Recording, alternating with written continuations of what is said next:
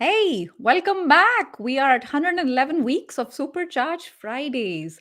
Come in the comments and say hello. Do not be shy. Today's session is all about not being shy and putting ourselves out there. We have such a fantastic session for you today with the one and only, like, we have royalty in this studio in the green room, and I can't wait to bring John in. But before I do that, I want to I think the last time I want to mention this because I've been mentioning it a lot this week. There is a free not free pardon me, there is a live masterclass coming up on Monday the 8th of March, and I've put in links everywhere on LinkedIn, Facebook, YouTube. Check it out. It's 30 pounds, and the proceeds are the ticket sales are going directly, as and when you spend the money, they're going directly towards people who need that in Ukraine itself. So directly, so it's a wonderful cause to be a part of, and actually maybe learn something from this project. Why not, right? And one of the people who will be in that live LinkedIn masterclass, one of the experts, is going to be my guest, John Espirian. And John has also been on my podcast back in um, I think March 2021. This was episode 25. I still remember that. And I'm sitting at episode 75 now. So he's one of the, uh, nice people who said yes in the beginning. And I'm so grateful to that. John's not only really good at what he does, but he's also a very nice person. So as you know, only nice people here belong on Supercharged Friday. So without further ado, John, such a warm welcome to the show. Very kind of you, Sonal. Thank you for having me again. Cheers. Oh, my pleasure, my pleasure. So we're gonna crack into it, John. I'm gonna just, ask you something that I hadn't planned to ask you. Do you remember the first time you ever posted anything on LinkedIn? It would have been 2016. I can't remember what my first post was, but I wasn't active for the first 8 years of signing up. But it would have been terrible content because I didn't really know what I was doing and I didn't have anyone to guide me. So yes, I could look back at it in my data archive and drag out some embarrassing examples, I suppose, but it wouldn't have achieved anything and I wouldn't have had any audience back then. Such a great reminder. We all start somewhere. We Mhm. all start somewhere. So today is all about that. Now, John, we you understand it, I understand it, you definitely understand it from what you just explained, the little bit of the fear that we go through, right? Let's unpack that for a little bit before we get into the methodology about what's going on. There's a psychological side of things before we get into the technical side of things, Yeah. when it comes to posting, etc. Walk us through what it's like from your own experience and your I think I clients' think experiences. I think one of the most common questions I get is, what would I post and who am I to post anything on a business professional network like LinkedIn? Who would Yes. possibly want to listen to me? Yes. So those are very, very common concerns. And I always tell people, before you worry about posting stuff, you should watch to see what's going on. Look for opportunities where you can maybe get involved in interesting conversations through comments and eventually build your confidence so that you can start posting some stuff. And every one of us is an expert in our own field. So you probably know stuff that your audience doesn't. And therefore, if you can start drip feeding that out into the world, that's how you're going to become known. Okay, love it. This is very relatable. Who am I to post anything? Why would anybody want to read? I'm so sad and nothing. So the woe is me is not a good look. We've got Mm. to take matters into our own hands because we know something that others don't. That's what I'm taking away. Yeah. Fantastic. And I see that we have um, lovely friends joining us from around the world. Thank you guys for being here. Such a warm welcome. So now, John, looking at the fact that the audience tends to be people who are, career professionals, right? They're working today. There is also this, the company side of things, right? When you're self employed, you have a bit more freedom to say what you want. Mhm. And otherwise, it feels like the big brother watching, you know what I mean? So, how do we take care of that when we are thinking about posting something? Well, if you're posting something when you're already employed by someone else, then really that someone else needs to have a clear brand identity already so that you know what red lines you're not allowed to cross, and you need to know what brand elements need to come out whenever you're representing your organization, so that everyone in the organization says stuff that makes sense with the overarching brand. But when I was researching my book Yeah. back in sort of 2019 time, one of the common question is what kind of content actually works, Yeah. and I did analysis of lots of different LinkedIn posts to try and work out what categories of post work. And that's when I came up with this model that's mentioned in the book, which is chair. Yeah. Um, and Yeah. that's what I recommend, whether you're working self-employed or for an organization. It's posts that meet that framework that tend to actually get interaction, and it's interaction that is the name of the game, because that's how you get more visibility, and that's how you start conversations, and ultimately that's how you get business, either for your company or for yourself. Either for your company or for yourself. Mm. Fantastic. And in case our friends here are not familiar, I highly recommend that you follow John Espirian. I'm going to put the link right here in the banner. Do not be this lazy person who sends like a little connect. You're not going to hear back from John. I've said this so many times on Supercharged Fridays. There's a hint in the about section. Please read it. Because, John, you and I were chatting backstage. 90% don't bother. Yeah, well, for some people it's as high as that, Yeah. and for me, I mean, 70% of people don't send me any kind of note whatsoever, and those people, represent. It just means it's harder for me to work out why they want to join my network, and I'm quite protective of my network, because I don't want spammers in there. I don't want people who are just playing a numbers game. I want people who genuinely want to talk to me, and that means they need to say something first. And if they don't, I'll try and say something back to them, and that can take a bit longer when you've had 40 or 50 empty invitations over a weekend to deal with on a Monday morning. Yes, absolutely. So please follow John because John talks a lot about all of this. John has a book, everything is on his LinkedIn profile. And John, you have a little bird tells me you started like this membership site a few weeks ago and it's filled Yeah, out pretty quickly and you've paused it because you were like, yeah, I need take a to. breath and then you want to start it again in April. So is all of that mentioned on your LinkedIn profile? Yeah, you can see all of that on my LinkedIn profile. So that's called Espresso Plus, and I help people with content creation and personal branding and Perfect. online visibility in LinkedIn. So Okay. that's what people can get help with if they join Espresso Plus. But yes, it's paused for the month of March. Fantastic, fantastic. So let's start with the chair method, Mm. which you have devised, and it's brilliant and it works whether you're self employed, whether you are a person working in a company. What is the chair method? What does C stand for? Let's get into it, John. Yeah, so CHAIR is an acronym that stands for challenging, helpful, amusing, interesting, and relevant. Yeah. And these are the categories that I say that if your content falls into any one or more of those buckets, whenever you put it out, you'll have the best chance of getting interaction. So, challenging, for example, Yes. would be someone who content where someone is expressing a very clear opinion that might potentially divide the room. And that kind of content it can take some bravery to put it out. So it's the Yes. first letter in the acronym, but it might not be the first thing that you try, Yeah.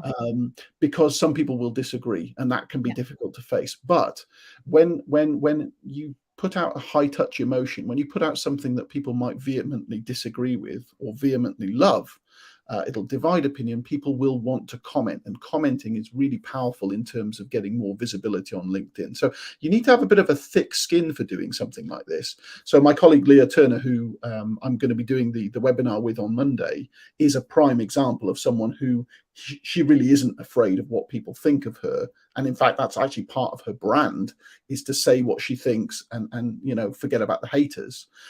You need a bit of a thick skin to do it, but it will get you Yes. lots of engagement. And if you can do it authentically, you don't just make up division or anything like that, but you state genuinely held beliefs. Sometimes they might be beliefs that go against the grain in your industry. So you're challenging a belief, a long held belief, putting your opinion out there, and that kind of content can get a lot of comments. So that's Okay. the challenging type. Okay, so C stands for the chair. The C in the chair stands for challenging. It Yeah. happens to be the first letter in chair, but you highly recommend that probably if a person is starting out, this is the last thing they do. It's potentially one of the most effective things to do, but I wouldn't do that on Start day with one. it. Wouldn't start with it. No. Yeah, yeah. No, The that's second Yeah, the second letter is where my strong suit is, and that's H for helpful. yes. So that's where you're providing high utility content and that's going to make people grateful. It sets up a kind of social debt. I've helped you, so you want to help me. Maybe you like it, maybe you comment, maybe you share, maybe you send it as a direct message and say, look, look at these tips that this guy is sharing. So that's kind of what I've built my brand around. But then there's people like, I'm sure people that like Richard Vanderblom and Yeah. Kevin D. Turner, and Kevin is Julian here. Whitney. Yes. Yes. Kevin's here. Fantastic. There you go. Good morning. Julian Erica Whitney. is here. A lot of people watching us. The main thing you want to do is come from a place of helping, right? That's what you're Absolutely. saying, John. You're good at something, you have a specialty in something. Yeah. Create something that your target audience Yeah. needs help with. Yeah, absolutely. Yeah, high utility content. So something that is concise but really educates your audience. It's all about that's what social selling is about, is educating an audience so that they can make more intelligent buying decisions. If you keep turning up and doing that, you will get great results from social media content. So helpful is really the pillar of everything that I do. Helpful, educational, and please do not think that you need to be a business owner to be helpful and educational, because I heard John say social selling. What about social recruiting? It's the same thing. So I'm talking to the Mhm. listener because I know the viewer, I know what they're thinking. A lot of it is not relevant to them. It is relevant, and in fact, relevant is one of the Yeah, one of the words in the chair method. You have a lot of fans here, John. Ed wasn't fantastic. sure he was going to be able to join in, and Ed says, "I'm so happy, relentless." Yeah. So true. And G, we all need a reminder about the journey of 1,000 miles, beginning with a single step. That's beautiful. All The other right, thing to fantastic. remember here is that with any of these buckets, if you're doing Yes. something that gets you noticed and you're building your personal brand on LinkedIn, that gives you more social capital within the organization that you work. You become more valuable to that organization, and they might want to promote you because they don't want to lose you, because you're Yeah. having a stronger voice on the platform. So keep that in mind too. Yeah, that's a really good point. And I think, Kevin, you talk about reciprocity a lot as well, right? When somebody does something nice, it's human nature to want to do it back. And that is sort of also the pillar of like LinkedIn communities and creating helpful content. So what I'm hearing is helpful is sort of like the bedrock of the chair method. Start with this one because we all know something that others don't, and we can help them. I would certainly say so, yes. And then moving on, so A for amusing. Now, not everyone can pull this off, but even on a business networking platform, if you do stuffy and boring, you're Yes. probably not going to cut through. You're not going to be remembered. You're not going to be Yes. shared. You're not going to be talked about. If you can put a bit of levity, and lightheartedness into your content, look at the amusing side of running your business, or something that is going to make people smile and remember you. That can be really powerful. So I've got like graphic designers like Dave Officer is a good example. Video experts like Nick Rayburn is a good example. Copywriters like Joe Watson and Dan Kelsall. These people create content that make people smile, and they have a bit of a sideways look at life, really. And those things, again, build your personal brand, and they tend to get shared, or they tend to get liked. They don't always get lots of comments, but they do get lots of interaction overall. And again, that's what it's all about, because it's a way of starting a conversation, being remembered. Maybe someone who makes you laugh will be more likely to start a direct message conversation with you. And who knows, 3 months down the line, you're doing business with them. And it all started with something that was relatively lighthearted. So while people might say that LinkedIn isn't Facebook, and sure enough, that might be true, showing the human side of our businesses and the organizations that we work for is really good for building trust and building your personal brand. So there is a space for amusing content. It is difficult to do if not done totally authentically. The last thing that you want to do is copycat someone else. It won't come across properly, but it can be a powerful way of being remembered. All right, beautiful. Being remembered. Those are the two things that you just said, and I'm reiterating this because we're living in this. I keep hearing about data is the new oil. I think attention is the new oil. Mm. We're just too distracted, too busy. And if you can grab someone's attention, even if it's for a minute, and you keep, or even if it's for 5 seconds, because it was funny and Mhm. made someone smile, they'll remember it, especially if they go back second time, third time. And before you know it, yeah, they're throwing their wallets at you. So Absolutely. that's amazing. John, this is the halfway mark, and I want to just pause here for a second and ask you, when we finish the chair method, is it okay if we go into one by one and just maybe take a couple of like real life examples that you have done yourself or with clients? which can help the viewers today. Okay, yeah, sure, we can look at that. No problem. Amazing. Amazing. Is it me or did the live feed just stop? Oh, I hope it's Okay. I hope it's not Still here? an issue. We're still here though, and it seems like we're live. So hopefully, Kevin, hopefully it's you. The continuing the chair method, the eye is interesting, right? Not boring. So talk to us about this one, John. Yeah, so this is also about capturing people's attention. It's that's getting people's attention by doing something interesting is more valuable, I think, than spending a load of money on trying to just be better than everyone else. So, a couple of examples here would be I've got one chap in my feed who talks about blockchain, but he only ever does it when he's walking through the woods and he kind of Mm. dresses up as Gandalf and that kind of thing. Keir Finlow Bates, shout out to him. That kind of thing is he's teaching you something interesting that you probably didn't know about, and it's going to capture your attention because it's a little bit different. And just being a bit different is better than spending a load of money to try and really outperform your big competitors. So just think about how you can present something in a slightly different way. It doesn't mean that everyone needs to, dress up in crazy clothing or something, but if you can find a different way of presenting your information, something that's eye-catching or something that's unusual that all of your competitors are not doing, could be free, but it could just be a different way of presenting it. That again is great for capturing attention, and that also starts a conversation and helps you be remembered. Remember that guy who walked through the woods dressed as Gandalf? Yes, I do. Okay. Talking about blockchain. Yeah. Yeah. Yeah. No, love it. Love it. And the last but not the least is relevant. John, Well, yeah. we have to be relevant, but talk to us about what you mean here. The thing is here, if you don't stay on topic, if you don't understand what it is that you want to be known for, and then keep hammering that message, there are a million different people who are vying for our attention. So once you've started doing these other things that get you some attention, you want to retain those people. Those people have signed up to follow you or connect with you or join your mailing list or whatever, because they've understood that you're about a certain topic. Well, if you start talking about 5 different things, they're probably going to lose interest. I'm not here for that. I'm going to unfollow that person. The moment that someone unfollows you, you're probably never going to hear from them again because they just won't see you in their feed. So Yeah. keeping the You're relevance. dead to me. Yeah, pretty much. So if you started talking about all of your different side projects, I was, let's say, trying to improve my career, and I was getting sidetracked by all those other things that you're doing, I might think, well, I'm just going to go to someone else who just talks only about this topic.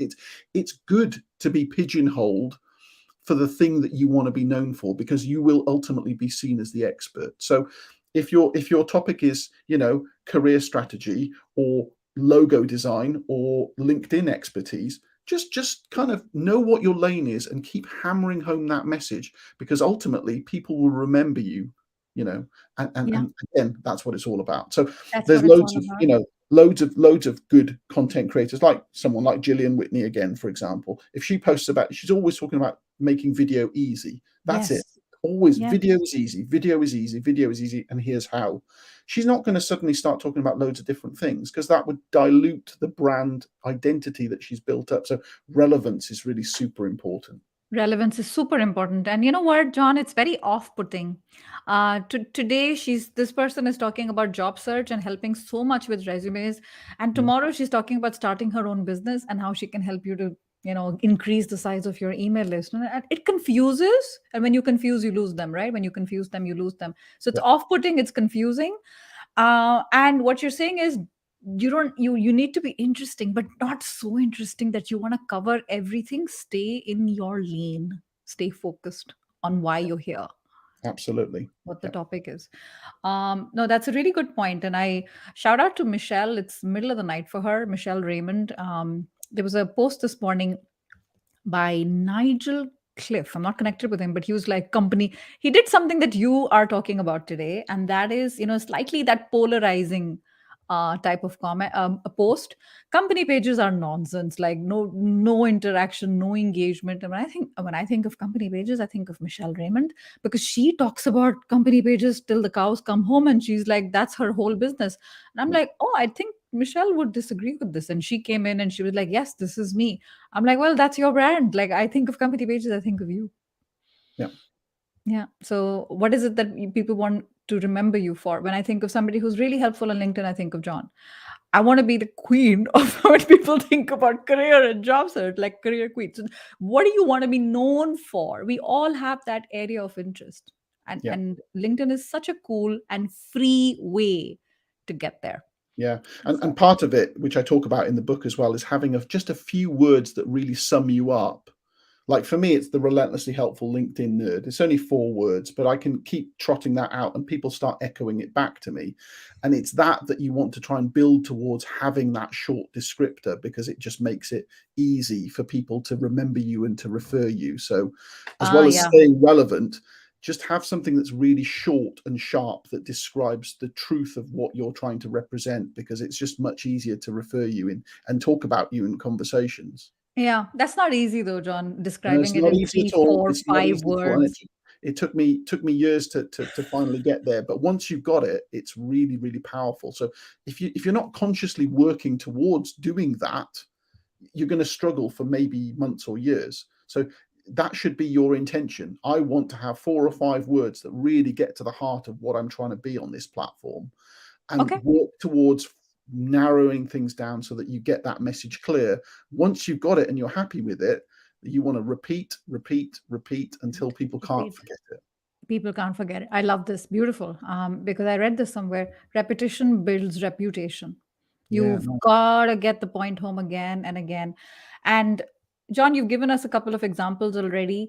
Yeah. But I'm just going to jump into the comments because I see a little party going on here with people with their questions. And Risto says, if interesting is a challenge and you don't know how to go about it, there's literally a book called How to Be How to Be More Interesting. Yeah. Thank you, Risto, for sharing that. We have folks joining from around. Very warm welcome. Nigel says, not the Nigel I was referring to earlier. How essential are video and images to posting content? Can a rookie get by without them, or how soon should we roll them out? Well, I've got almost 4 years of data that say that image posts are actually the weakest performing types of content, What? which is a complete turnabout from what happens on other social media platforms. Text only posts, for me, perform 60 to 80% better than image posts. But video posts, on the other hand, that's a different matter, because I think video posts are like the Trojan horse of authenticity. They're packing a lot of value into a few seconds.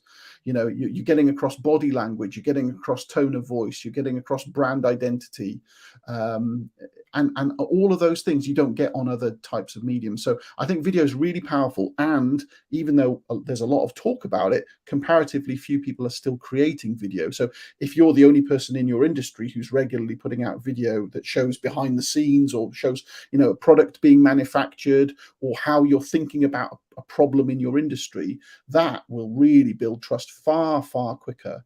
And so people who go on live video or on recorded video are really at the forefront of being remembered as well. I mean, all the people I tend to remember, generally speaking, are the ones I see regularly on video. It's not 100% always the case, but more often than not, I will remember someone if I've seen their face and I've heard their voice, and all of that is in my feed on a regular basis. So I think video is really super powerful. Yes, yes. No, I hear you, John, and full respect to people like Gillian Whitney who focus on, and I've had podcast guests who talk about video a lot. Mhm. I just, think that in terms of ROI, right? It's all about quality, not quantity, because video views are just pathetic. Well, they're In much, sense, much lower, but you have much to keep lower. in mind, yeah, you have to keep in mind that video views are not counted the same way as every other type Yes, of I know short-form apples and content. oranges. Yeah, Yes. yeah. And whatever your video view counts are, you need to multiply them by 5. That's what my recent experiment showed. Multiply them by 5, and you will then have a number that you can compare with text, image, document, polls, all the other types of posts. Then you can make a meaningful comparison about how well your videos are performing. Okay. Okay, lovely. We have somebody who says, "Oh, that's interesting," because every time I post something of mine in a lab code, it gets a lot of views as Oh, well. that's good. If you are going to post images, then selfies actually tend to have more thumb stopping power in the feed. If you see someone's face, humans are naturally designed to focus on faces. So if you're scrolling past and you see a selfie, you're much more likely to focus on that than just some brand image or some stock image. Certainly don't use stock images, I would say. Yeah. So if you're going to post any images, make them relevant selfies, and I think that will probably work best. Relevant selfies. That's the whole thing, as opposed to thirst traps where we're just like, hey, look at me and I get a dopamine rush, but it does Yeah, nothing to our job absolutely. search or our bank account, neither of the two, right? Yeah. Fabulous. And there's another interesting question, John, and I want to ask you this as well, because let's say, I see sometimes people are like focused on one thing and they're very good at it, right? Mhm. And good children, well behaved children. And then suddenly, it's like, my grandma, like something happened, like it's her birthday or she Mm. passed away, and I want this message to go out, like it's really Yeah. important to me. Or like Shelley says, something that's more current affairs. It's Yeah. completely off your wheelhouse, but you know that you want to do it. Yeah. What is your approach to that? I think seeding a little bit of personality into all of your posts is probably a good idea. And once in a while, putting something out that is truly, outside of the wheelhouse and something that is personal is also okay.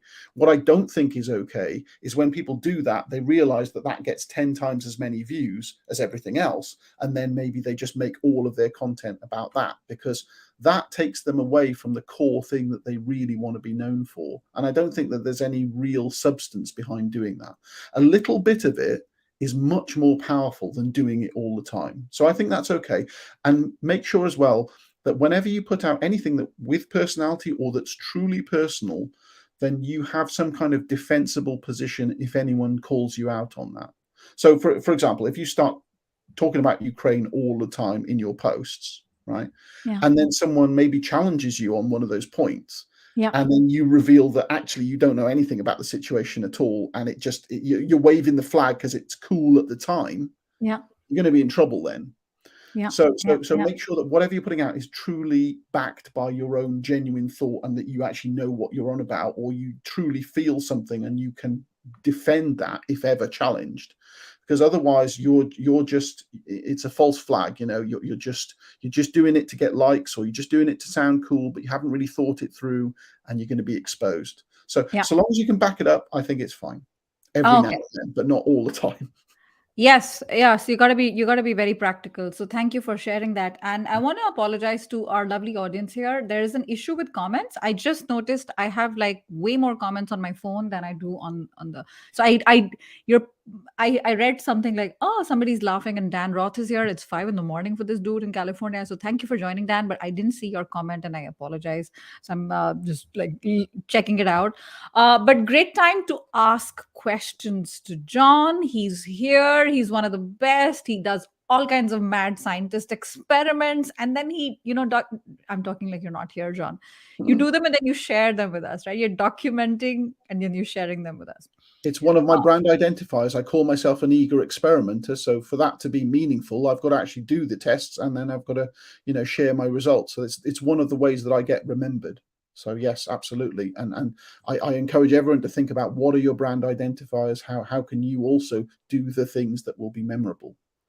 Okay, beautiful. And Jeff says, my last document post that I did was the best performer last year, and it's all Yeah. about content. It's not necessarily about Yeah, what time document you posts are consistently my most successful type of post. They take a bit longer to create, but they are They very take a little bit longer to create. Once you make one, then it's easier to, change the template for the other ones. absolutely. And people, like you said, we're conditioned to look at faces, but we're also conditioned to swipe. Like, what is the next page about? Let me read it. I'm just a little tiny bit Yeah. curious. Yeah. So, all right, beautiful. And I'm going to take a last question, and we're going to let John go because he's really, been generous with us with his time today on Friday. Varsha says, so I know editing a post, this is a little controversial one, right? Mhm. Editing a post an hour or so before isn't good for the reach. But talk to us about editing the post. Like, you publish or you Yeah. post and you're like, oh, shucks, I wrote John Esperian with E instead of I. Yeah, that Or happens. Mhm. and that, which is a true story, hashtag true Mhm. story.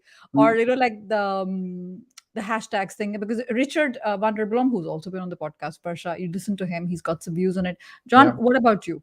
He has, absolutely. I mean, he falls well into the helpful category, and his Yes. last algorithm report actually talked Yes. about this subject. So, yeah, editing the post within the first hour is probably not a good idea. So, if you've made a mistake, sit Yes. on it, wait for an hour, and then edit it. That's difficult, John.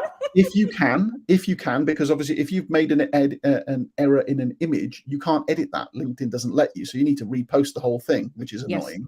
Or if you've Yes. made an error in a video caption, you can't go and change that either.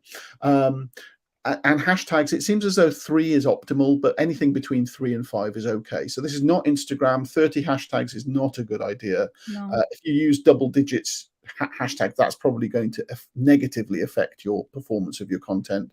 And what I always recommend is leave your hashtags towards the end of the post, just because you Yes. don't want to be littering blue highlights throughout the text, because that makes them less readable.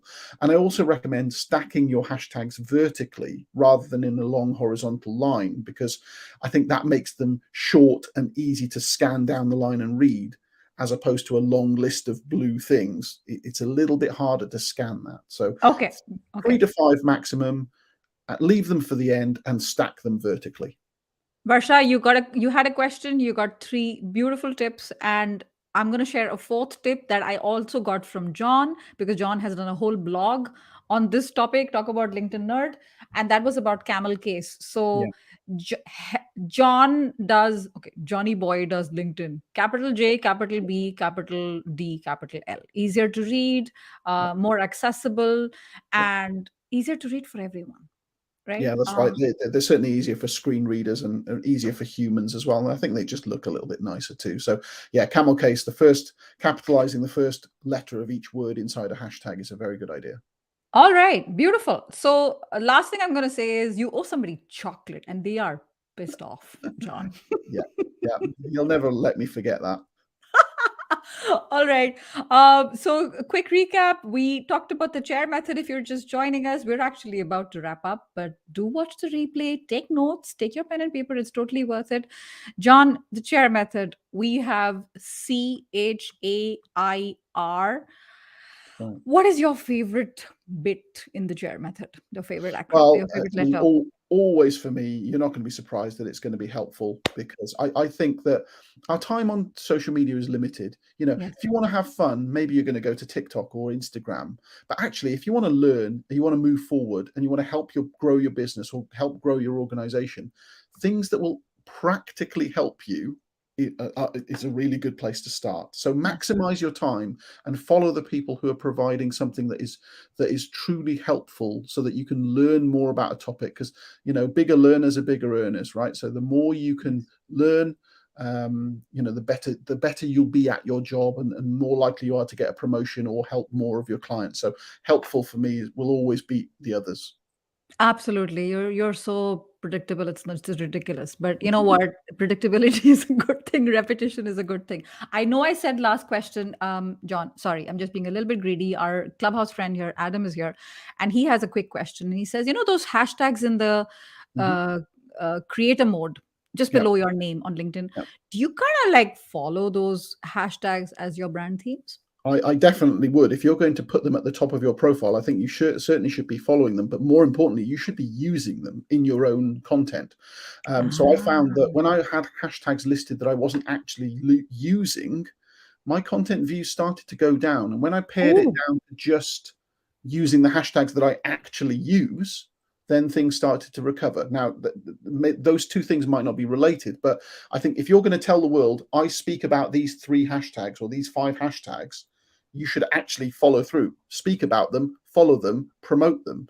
yes. So one of the main issues with hashtags is that when people have created one, they don't actually encourage people to go and follow it, because the more people who follow your hashtag, the more people will see your content. Yes. So so make sure that you do all of that stuff. It's something for you to promote, something for you to follow, something for you to, put into all of your posts. Otherwise, Yes. it's not really going to be reflecting your brand properly if you're Okay. using different hashtags. Okay, beautiful. Love it. Thank you so much. I am guilty of that, John. I put a few hashtags, but I don't post on every one of them all the time.